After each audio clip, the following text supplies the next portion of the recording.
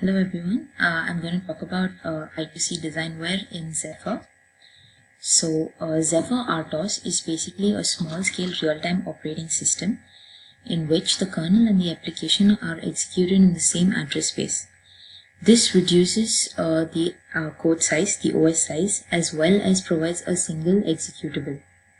Also, the system calls are implemented as function calls, which reduces the context switching overhead. The system resources are statically defined during compilation, and this reduces the code as well as improves the performance. So there are two kernels in Zephyr, the microkernel and the nanokernel. The microkernel has tasks and fibers, and hence are used to run heftier applications such as smartphones. The nanokernel contains only fibers which are non-preemptive and are used to run lightweight applications such as sensors or drivers. Now, the I2C protocol is basically a two-wire transmission protocol in which there are two devices, the master and the slave.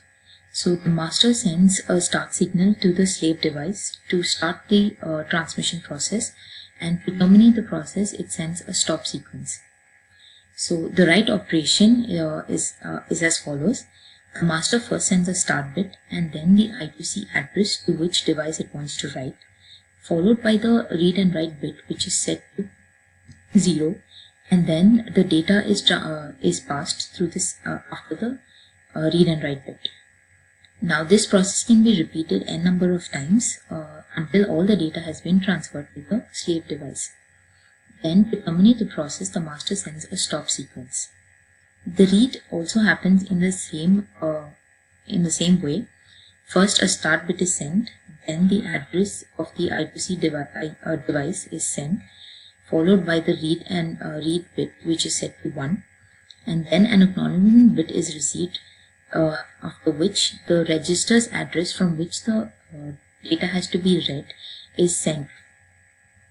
Then the data is read from the slave to the master, and to terminate the process, a stop bit is sent. Now, the I2C DesignWare chip.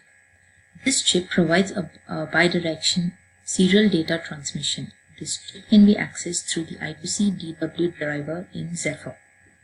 To initialize the I2C device, we use a macro device init, which requires parameters like the I2C driver name, the config name, the function to initialize the driver, that is I2C DW initialize, and it also requires the driver data and the config data. Secondary provides a level at which the I2C initialization happens during the boot up process, and config priority specifies the priority at which the initialization should happen. Now the device, once is initialized, should be binded. In order to bind the device, we call the device get binding function. The I2C driver provides the following APIs: runtime configure, transfer, suspend, and resume. The wrapper functions provided in the I2C interface use these APIs. The wrapper function allows the user to for easy access to the read and write process. The I2C registers. These registers are used by the I2C driver to perform the read and write operations. The ICCon register contains the config parameters such as the master bits, the slave bit, and the speed control bits, and a few other bits which control the configuration of the I2C transmission process. The IC enable register is used to start or abort the process. The interrupt register is used to keep a record of which bits are set. It can be the mode in which the master or slave is decided, whether if the transmission register is empty or if the receiving buffer is full. Now we look at the how the APIs function in the dw.c file. The first function is the runtime configure. In this function, we set the config data and the speed in which the transmission occurs. Then the interrupt register is cleared, and the master bit is set to 1. Next is the transfer function. In this function, first the activity this function checks if there's any activity between the master and the slave. If there is no activity, then it enables the bits required for the transmission of the data. That is, it sets the master and the slave bits. Now the setup function, it sets the slave address, and it also enables a few bits such as the master mode and it disables the slave mode. In this case, the master is made as the host controller. Now, in the DWISR function checks if there are any interrupts which occur during the process. If there are any interrupts that occur during the process, it checks whether they are in the shared IRQ or they are coming from the I2C controller, and performs the actions based on these. That is, either sends the data or suspends the transmission, or it can also resume the transmission.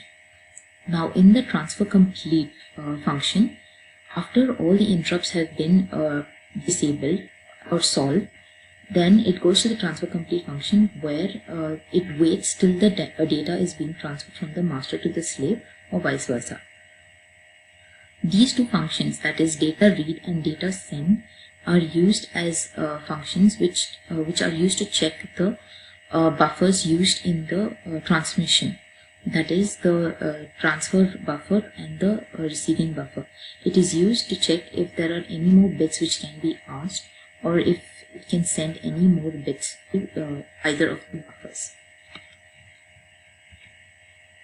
These are the wrapper functions which exist for the I2C function. First is I2C configure. The I2C configure is used to set up the process of configuring. That is, it is used to set up the driver data and also the config data. This in turn calls the API runtime configure. Then the I2C write function is used to write data, and in this function the slave address is passed. This calls the transfer function transfer API.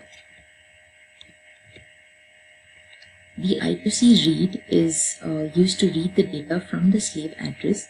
In this, an empty buffer as well as the address of the slave is passed to the transfer.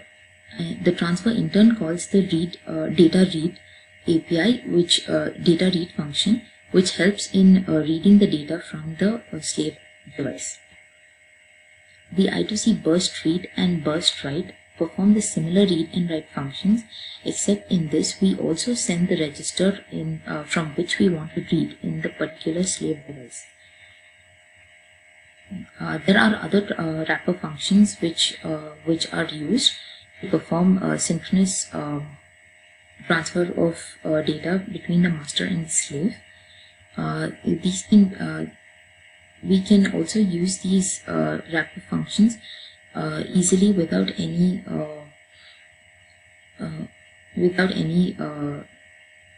difficulty, because it provides an abstraction layer and it helps the user to get to not involve with the actual API functions.